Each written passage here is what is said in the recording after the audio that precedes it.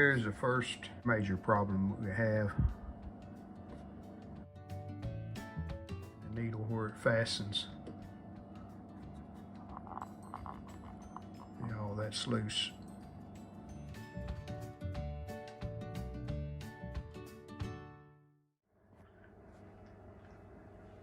Hello again, everyone. New project today. RCA WT-110 Tube Tester. This is one of the testers that uses punch cards. What these are.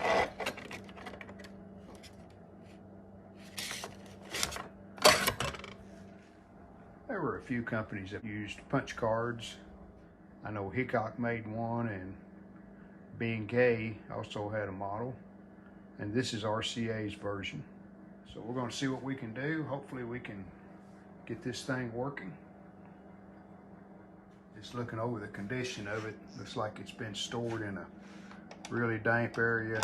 We got a lot of rust. So the first thing we're going to do is cleaning. This has a musty smell. It has a film on it of probably mildew, and then we'll go from there. I think my first step is to remove all the punch cards. They look pretty good when you pull the face of one and look at it, but the edges are really dirty. We'll get them out of the way. These are held in by this rod, and it's bent, but we can straighten that out. And these cards that come with the tester were the most popular tubes back in the day. We'll set those aside. Straighten it by hand a little, so that's good enough. The way you loosen this threaded nut, the rod goes in it. And that nut is fastened in the front of the tester. Just pushes in, and in the back of the tester, this rod will slide out. You can see that. See the rod sliding out the back. That's how you add cards or change cards. That needs to be reseated into the front of the tester, but we're not worried about that right now. Next, we're going to try to take this piece out.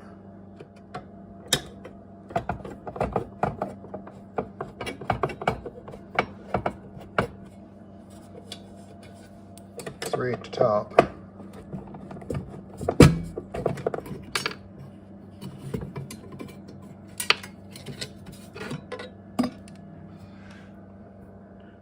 All the screws for that. Remove these screws around the edge, and it should come out.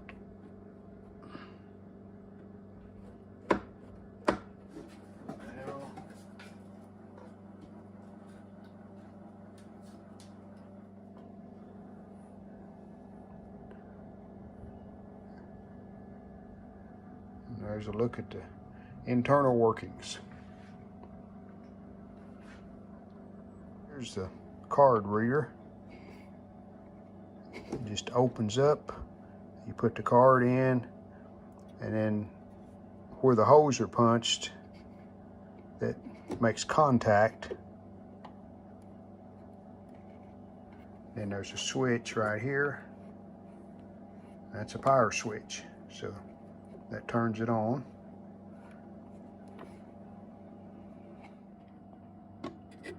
Well, here's the first major problem we have. I noticed this needle on the meter, it was just stuck in the middle, would not move. And the needle where it fastens, you know, that's loose. So that could be a game stopper there. I'm gonna have to pull the meter out and see if that's even repairable.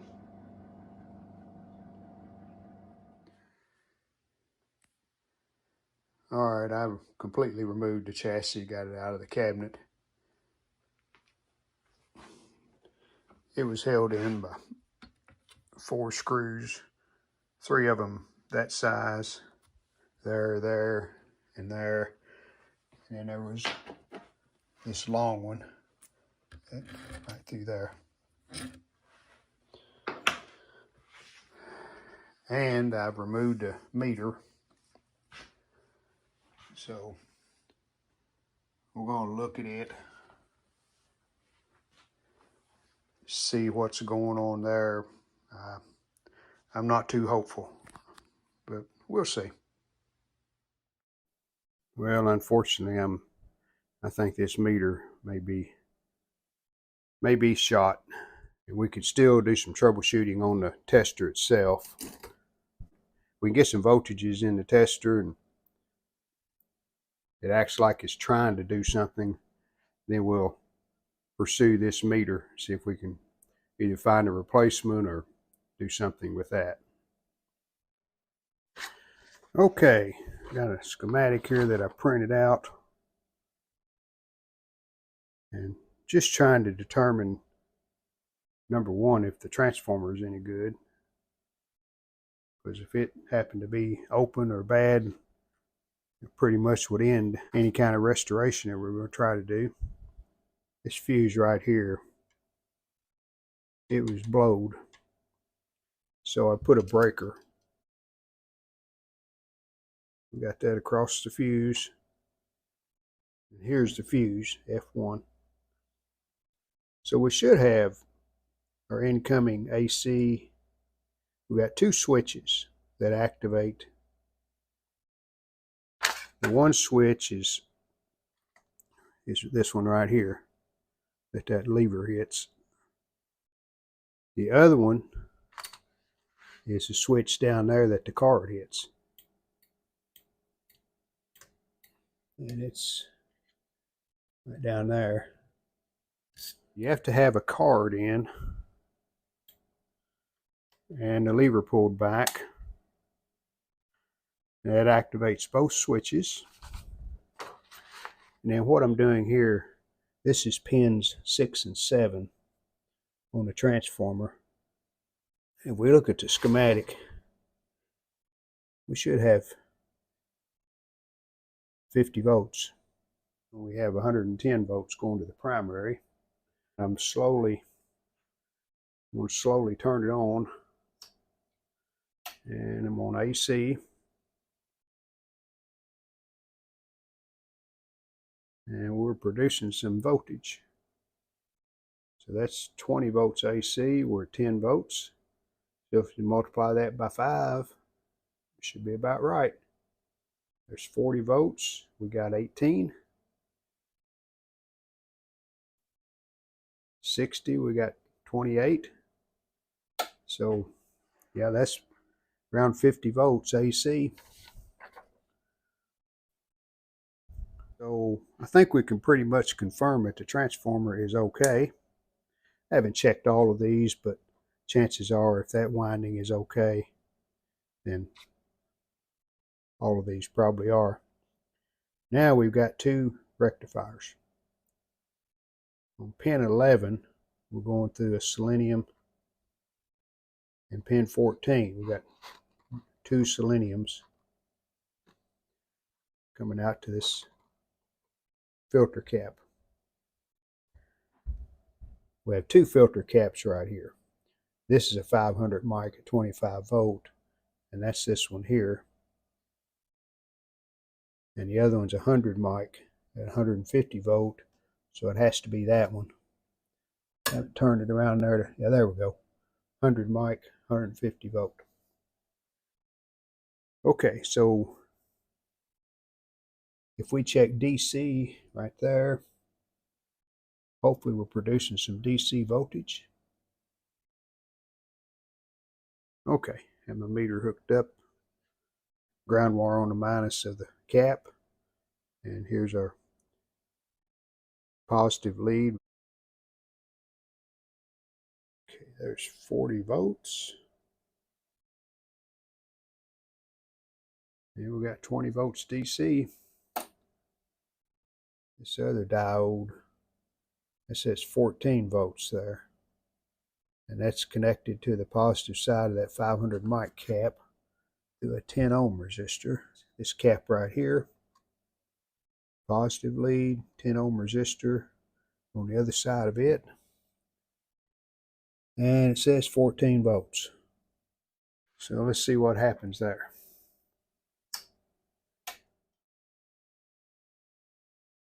Okay, that's about right. There's 40 volts AC, and we got 4 volts. So 4 times 3 is 12. That's about 13 volts at full AC. 60 volts, we got 6.8. Multiply that by 2. It's around 13 volts. I'm really of the opinion that this thing will probably work if I had a meter. All right, here's what I found. The RCA literature that has parts list on it. I was showing you the schematic. Same literature does have a parts list. And all it says on the parts list is M1, meter 1, 0 to 100 microamps.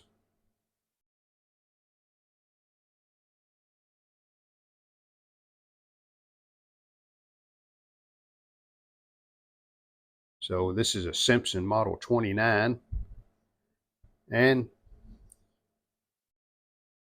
it's the same size. It's a template that you use if you had to cut out a panel. Let's give it a try.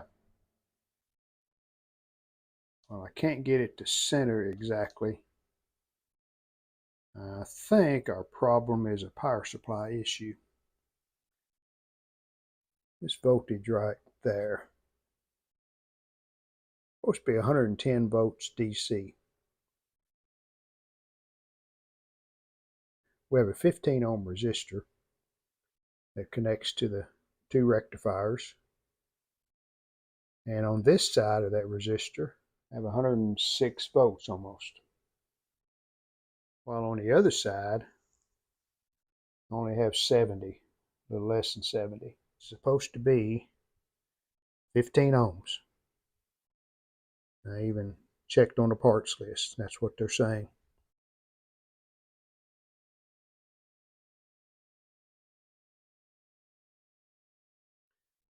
It's checking about 1500. So I'm going to change that to a 15 ohm resistor.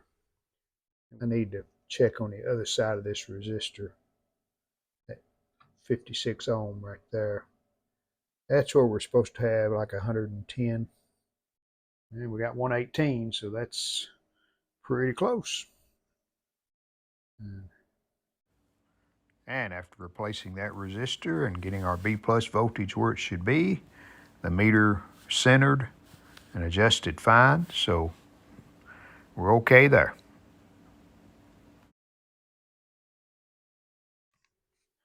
Okay, I got the glass cleaned. Wipe the case off of the old meter cover. Now I'm going to see if I can get this apart. And got the 4 screws out. 4 screws, and that did hold the cover on. And I think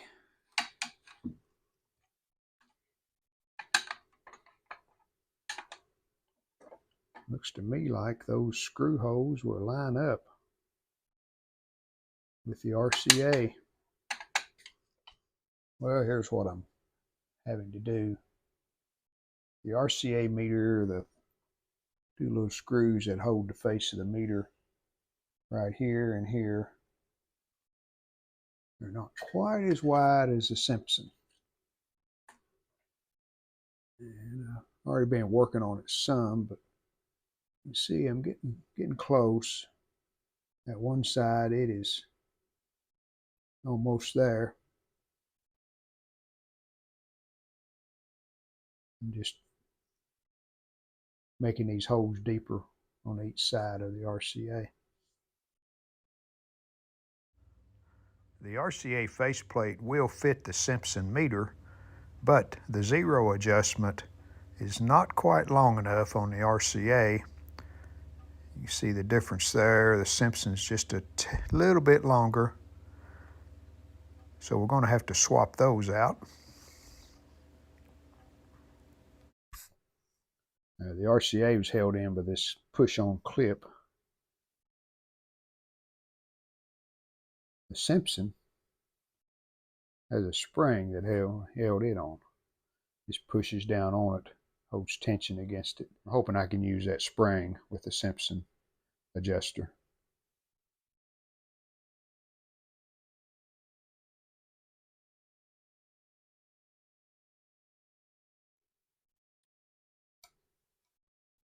Get the screws put back in.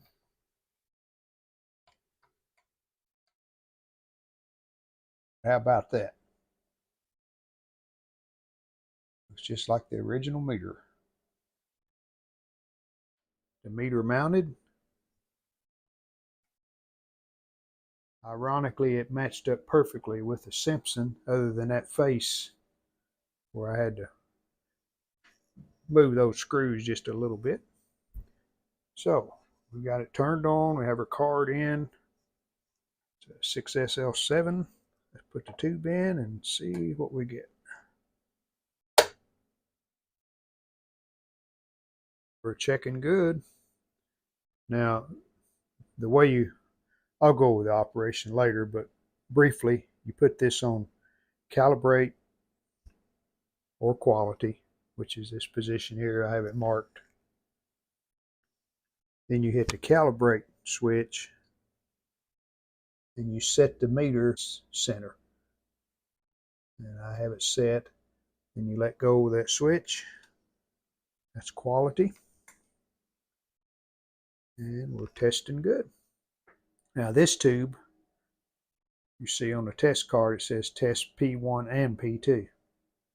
So P1 is a detent. It stays on it automatically. But if we go to P2, still tests good. Okay, now that we have the tester working, I am going to replace 2 filter caps. I'm going to check all of these resistors to make sure they're within spec. We got a couple of caps. That's a 100 mic electrolytic. That's a 0.047. We got a couple more 0.047s over here. We'll change all of those. And we have a electrolytic there in the bottom underneath that we're going to change.